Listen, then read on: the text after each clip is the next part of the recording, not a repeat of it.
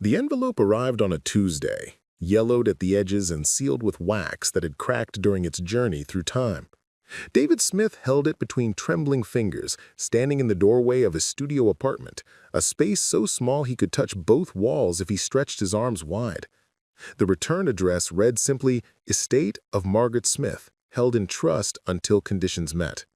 He hadn't heard his mother's name spoken aloud in 3 years, not since they'd lowered her casket into frozen February ground while Hema, his daughter, his light, had squeezed his hand and asked why Grandma needed to sleep outside in the cold.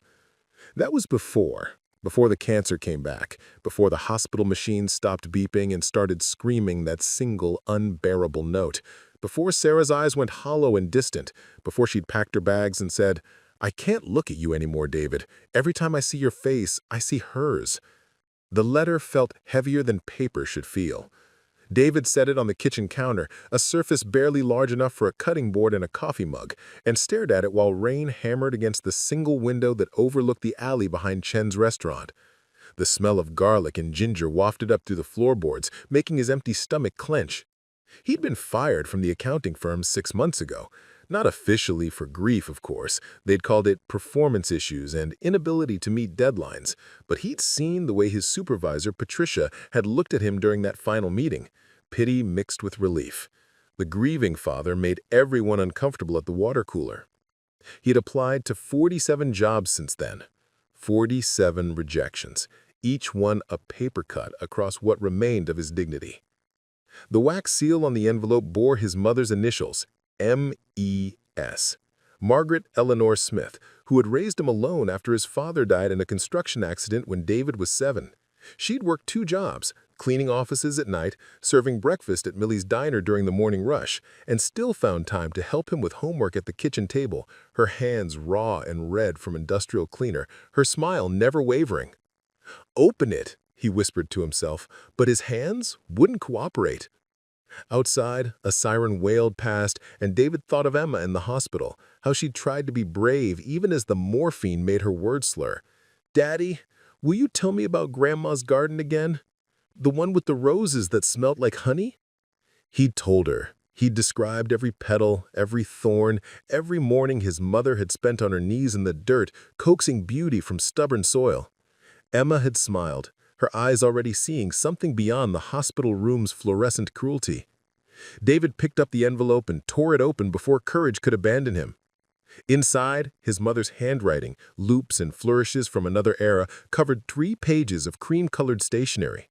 A smaller envelope fell out, sealed and marked, "Open only when you've lost everything." His breath caught. "My dearest David, if you're reading this, I am gone, and I pray you are well. But knowing life as I do, knowing the weight you've always carried on those strong shoulders of yours, I suspect you are reading this because you are broken. I wrote this letter 20 years ago, updating it each year, knowing that one day you might need your mother's voice when I could no longer speak." David's eyes blurred. He sat on the edge of his narrow bed, the mattress sagging in the middle, and continued reading. "You were always my miracle, David.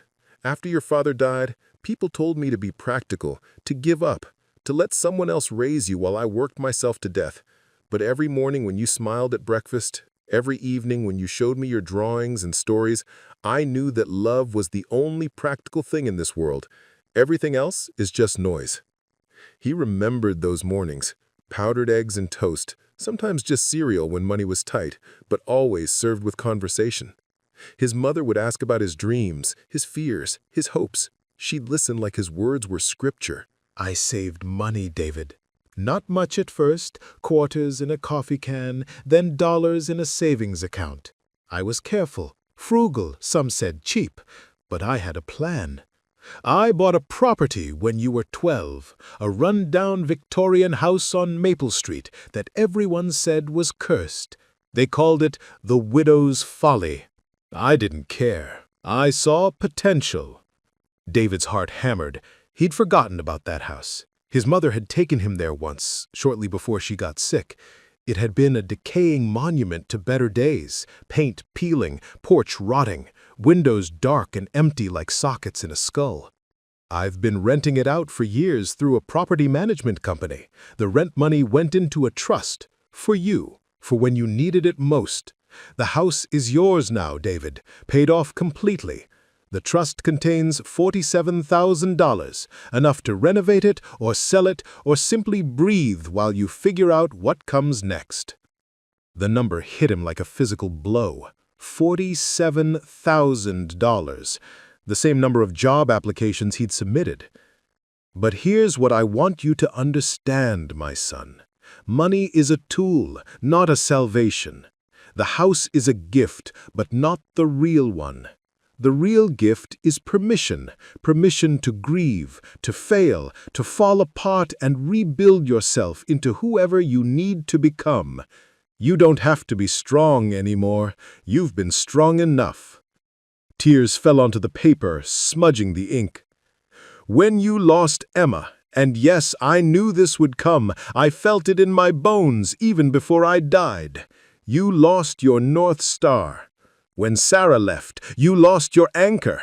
But David, listen to me. You were never just a father or a husband. You were always more. You're the boy who built birdhouses for injured sparrows. You're the teenager who tutored struggling students for free.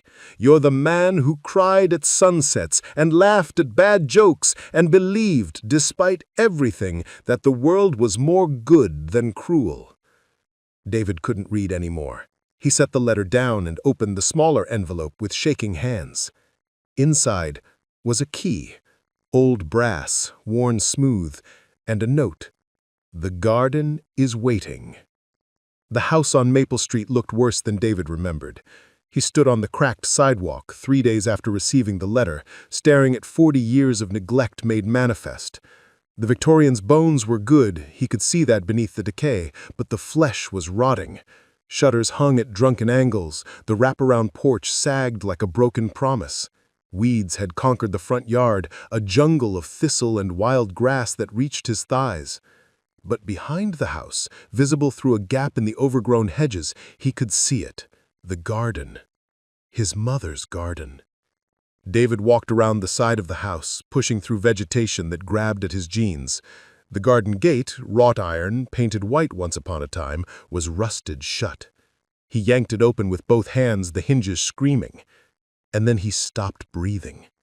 The garden was alive. Not overgrown like the front yard, but deliberately wild, as if someone had been tending it with loving chaos. Roses climbed a trellis that should have collapsed, but somehow stood strong. Lavender and sage formed purple-gray clouds along stone pathways. A fountain in the center, a cherub pouring water from an urn, still bubbled quietly, fed by some underground spring or forgotten pipe.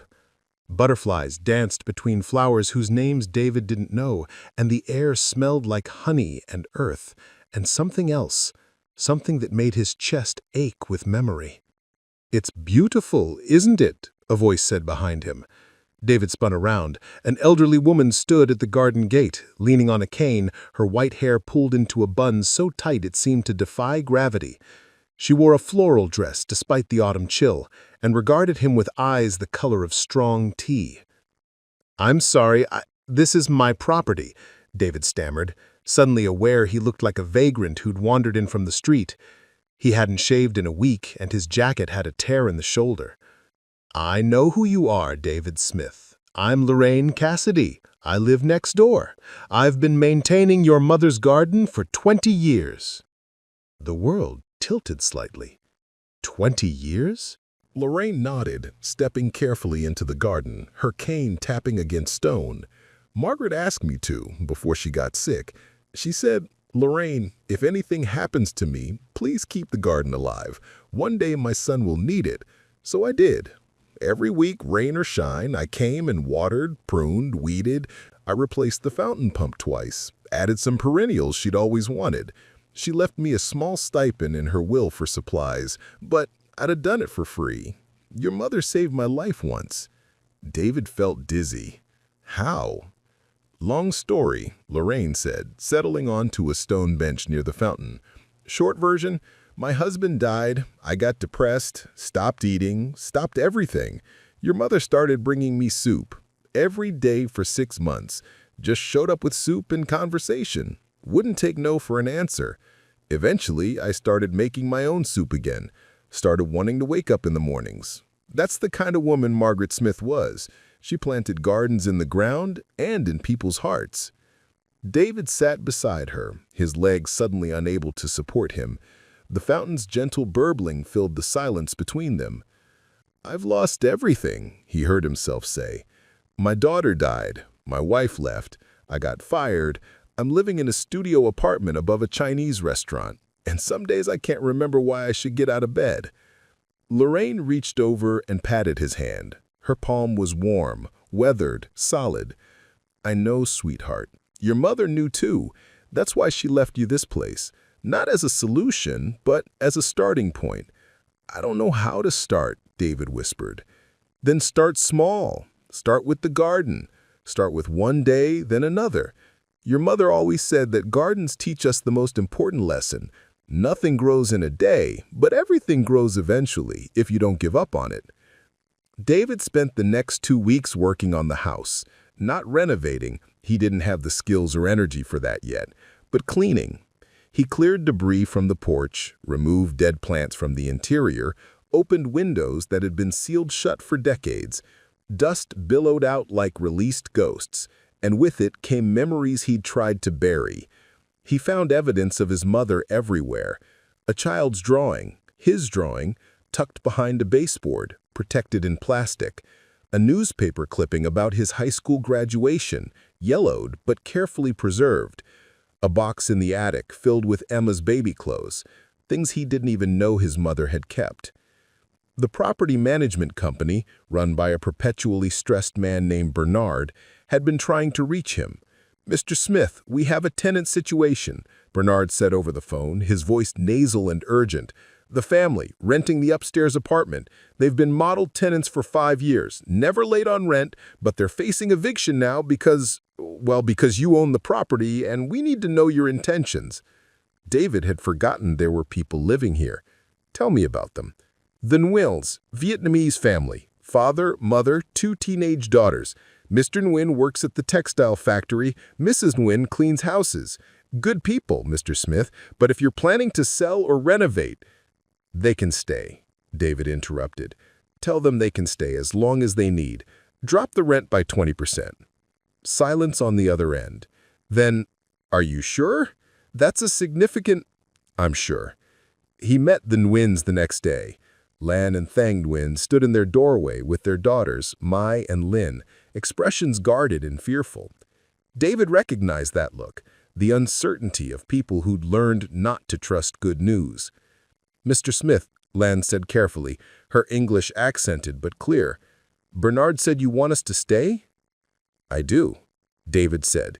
"This was my mother's house. She wouldn't have wanted anyone displaced. You've taken care of it. Bernard said you even repaired the upstairs plumbing at your own expense last year. I should be thanking you." Thang's eyes welled up. "Your mother, she was kind to us when we first came. She gave us furniture, helped with paperwork. We didn't forget." David felt something crack open inside his chest. Not breaking, but opening like a seed splitting to send roots downward and shoots upward simultaneously.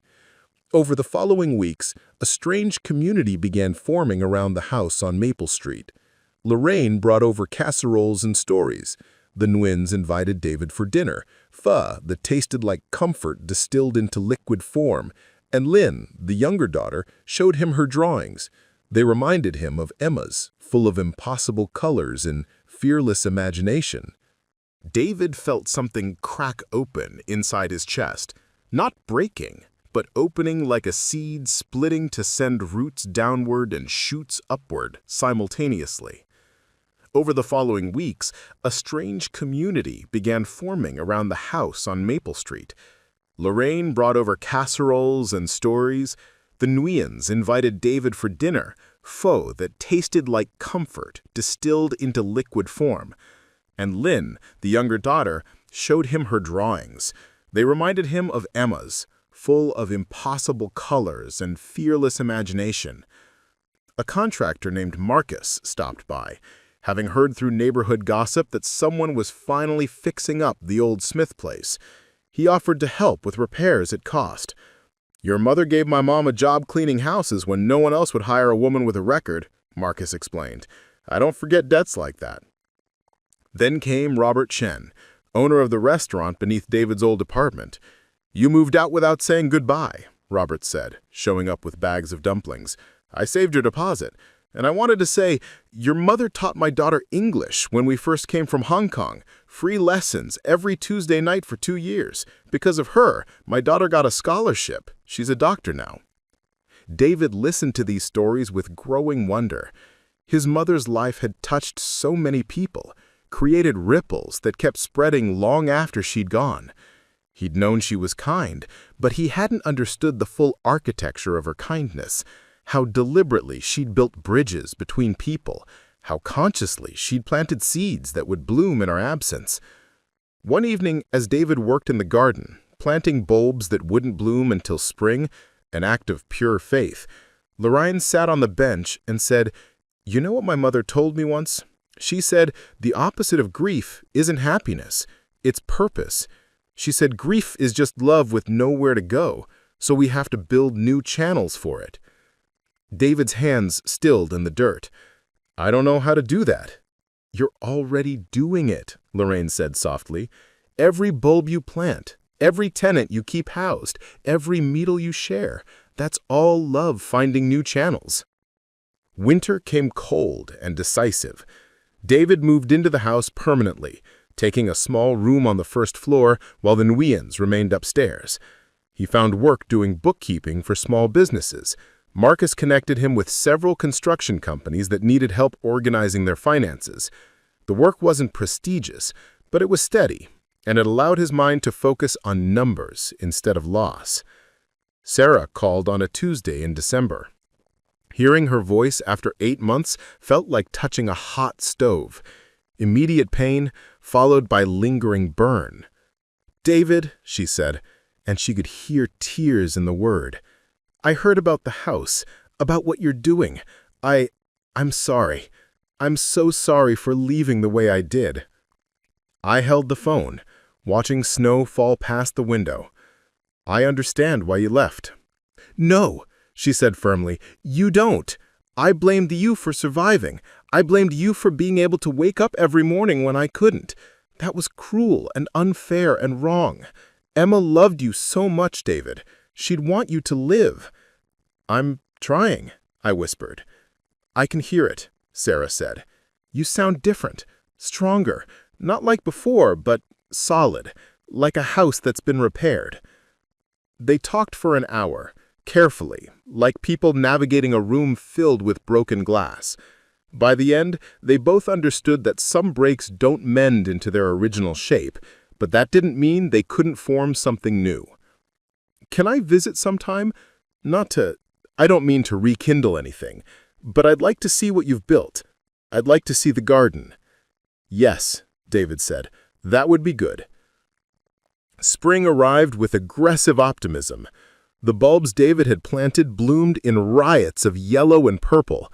The roses climbed higher, and new shoots appeared where he'd thought only dead wood remained. Lorraine pronounced the garden the finest in the neighborhood, and neighbors began stopping by to admire it, asking for advice, sharing cuttings and seeds. David found himself teaching, not accounting, but gardening. Children from the neighborhood, including Mai and Lynn, came after school to learn about soil and seasons. He showed them how to distinguish weeds from seedlings, how to stake tomatoes, how to wait patiently for nature's timelines to unfold. One afternoon, a social worker named Jennifer approached him with a proposal. "We have a program for at-risk youth, kids who've experienced trauma, loss, behavioral issues. We've been looking for hands-on activities that might help them process grief in healthy ways. Would you consider teaching gardening workshops?" David thought of Emma and how she'd loved digging in his mother's garden, unconcerned with dirt under her fingernails or grass steins on her knees. "Yes," he said, "I'd like that." The first workshop was chaos. 12 teenagers who'd rather be anywhere else, slouching and scowling and radiating hostility. David didn't lecture. Instead, he handed each of them a seedling and said, "This is yours. Keep it alive for 1 month and I'll give you $20. Kill it, and you owe me nothing." A boy named Marcus Jr., no relation to the contractor, snorted. "That's it? Just keep a plant alive?" Just that, David confirmed. What he didn't tell them was that keeping something alive required showing up every day, paying attention, making adjustments, learning from mistakes. It required all the skills they needed to survive their own traumas. By summer, 11 of the 12 seedlings had survived. One girl, Keisha, had kept hers alive but refused the $20. "I'm going to keep growing it," she said. "It's mine now." 1 year after receiving his mother's letter, David stood in the garden at dawn, watching sunrise paint the roses gold. The house behind him was no longer the widow's folly. It had a name now, officially registered with the city, Margaret's house. He'd converted the main floor into a community center, offering free financial literacy classes, gardening workshops, and space for neighborhood gatherings. The Nguyen's still lived upstairs, now helping him manage the programming. Sarah had visited 3 times. They'd walked through the garden together, talking about Emma without flinching away from the pain. She'd started therapy and was considering a job offer in a neighboring city, close enough to visit, far enough to maintain healthy distance. They would never be married again, but they were learning to be something else. 2 people who'd loved the same child, carrying that love forward into the world in different ways. Lorraine had passed away peacefully in her sleep in March, and David had buried her ashes beneath a new rose bush, white roses, her favorite. He tended it carefully, remembering how she'd told him that gardens teach us about growth despite grief. The letter from his mother stayed in his wallet, growing soft at the creases from being unfolded and read during difficult moments, but he needed it less frequently now. Her voice had become internal, a compass rather than a crutch. On a Saturday in late summer, David hosted the first annual Emma Smith Memorial Garden Party. Over 100 people came, neighbors, former tenants, students from his workshops, colleagues from his bookkeeping jobs, people who'd known his mother or simply heard about the garden and wanted to see it. Children ran through the pathways while adults sampled food from a dozen different cultures, each dish a story of immigration, survival, and community. The contractor had expanded the garden, building raised beds accessible to elderly gardeners and people in wheelchairs. The Nguyen's had installed a small free library near the entrance, take a book, leave a book, that stayed perpetually full. Someone had painted a mural on the garden wall depicting intergenerational hands passing seeds forward through time. David stood near his mother's rosebush, watching the community she'd built and he'd inherited swirl around him in laughter and conversation. A little girl, maybe 5 years old, approached him shyly, holding a dandelion. "My mom said this is a weed," she said solemnly, "but I think it's pretty." David knelt down to her level. "You know what? You're both right. It's a weed, which means it grows where it's not supposed to, survives when people try to kill it, and spreads hope everywhere it goes. Those are pretty good qualities." The girl considered this, then carefully placed the dandelion in his hand before running back to her mother. David looked at the dandelion, fragile and resilient, beautiful and persistent, and thought about his mother's final words in the letter. "You were always more." He was finally beginning to understand what she'd meant. Not more than a father, not more than a husband, not more than his grief or his job or his losses. Just more. More than any single role or identity or catastrophe could define. A person capable of containing contradictions, of being broken and whole simultaneously, of losing everything and still finding reasons to plant seeds for springs he might not live to see. As the party continued around him, David quietly tucked the dandelion into his shirt pocket and returned to the work of living. The patient, difficult, miraculous work of growing something beautiful from soil fertilized by loss. His mother had been right about everything. The house was never the real gift. Permission was. Permission to grieve fully, to rebuild slowly, to trust that some foundations run deeper than disaster, and to believe that even after the worst endings, new stories could begin. The garden would be here tomorrow, requiring attention, offering lessons, teaching anyone willing to listen that nothing is ever truly finished, not grief, not love, not the quiet revolutions that happen when broken people decide to keep growing anyway. 3 months later, David received an unexpected phone call from a television producer named Amanda Zhang. "Mr. Smith," she said with barely contained excitement, "I read an article about Margaret's house in the local paper. I think your story, your mother's legacy, would be perfect for a segment we're developing about grassroots community healing. Would you be interested?" David's first instinct was to refuse. He'd never sought attention, and the idea of cameras and interviews felt invasive. But then he thought about his mother, who had worked in shadows her entire life, whose kindness had been quiet and unremarked upon except for those it had touched directly. Maybe telling her story could inspire others. Maybe it was time to let the light in. "Yes," he said, "but only if we can include the people she helped. This isn't my story, it's theirs." The television piece aired in October, a gentle 15-minute segment that featured Lorraine's garden maintenance, the Nguyen's journey, Marcus's construction business, Robert Chen's daughter the doctor, and a dozen other people whose lives had been changed by Margaret Smith's deliberate, patient kindness. David appeared only briefly, mostly letting others speak. The response was overwhelming. Donations arrived from strangers moved by the story. Volunteers offered time. Other communities reached out, asking how to replicate the model. David found himself accidentally at the center of a small movement, people who believed that healing happens in gardens, in kitchens, and quiet acts of witness, not in grand gestures or viral moments. He hired a part-time coordinator, a young woman named Aisha, who'd lost her parents in a car accident and found solace in the garden workshops. Together, they developed a curriculum that other community centers could adapt, sharing his mother's philosophy. Love is practical. Grief needs channels, and nothing grows without attention.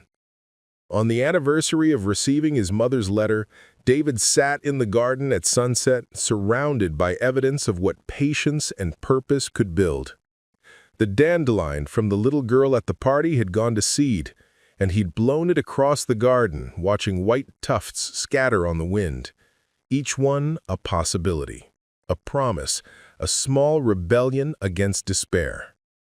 He took out his wallet and unfolded his mother's letter one more time, reading the final paragraph he'd memorized months ago. "Remember, David, you were born from love, raised in love, and you carry love forward even when you can't feel it, especially when you can't feel it. The world will break your heart. It already has, probably, if you're reading this. But hearts are made to break and mend and break again. That's not a flaw. That's proof we're alive. I'm so proud of you, my son. Not for being strong, but for being soft enough to break and brave enough to grow anyway. Keep the garden alive, and it will keep you alive too. All my love, forever and always. Mom." David folded the letter carefully and tucked it away. The garden around him hummed with life. Bees collecting final pollen before winter, birds calling their evening songs, the fountain's eternal conversation with itself. He'd planted narcissus bulbs that afternoon, flowers his mother had loved, timing their bloom for Emma's birthday in March. Loss would always be with him. Sarah would always be a tender place in his heart. Emma would always be the daughter he couldn't save. But alongside the grief now lived something else: gratitude for what had been, purpose in what could be, and the knowledge that his mother's final gift hadn't been money or property, but wisdom. The understanding that we honor the dead not by stopping our lives, but by living them more fully, more generously, more deliberately. As stars began appearing overhead, David stood and walked back toward the house, where lights glowed in windows and voices carried through open doors. Tomorrow, he'd teach another workshop. Tomorrow, he'd balance another small business's books. Tomorrow, he'd water, prune, plant, and tend not just the garden, but the community his mother had begun and he was learning to sustain. It wasn't the life he'd imagined. It was smaller in some ways, larger in others, and entirely his own. And for the first time since Emma's last breath, since Sarah's goodbye, since the envelope had arrived bearing his mother's handwriting from beyond the grave, David Smith felt something he'd thought he'd lost forever: hope. Not the naive hope of someone who hasn't suffered, but the earned, scarred, resilient hope of someone who has suffered and chosen, despite everything, to keep growing anyway. Preparing and narrating this type of story took us long efforts and hard work. So if you are enjoying the story, please consider subscribing to our channel.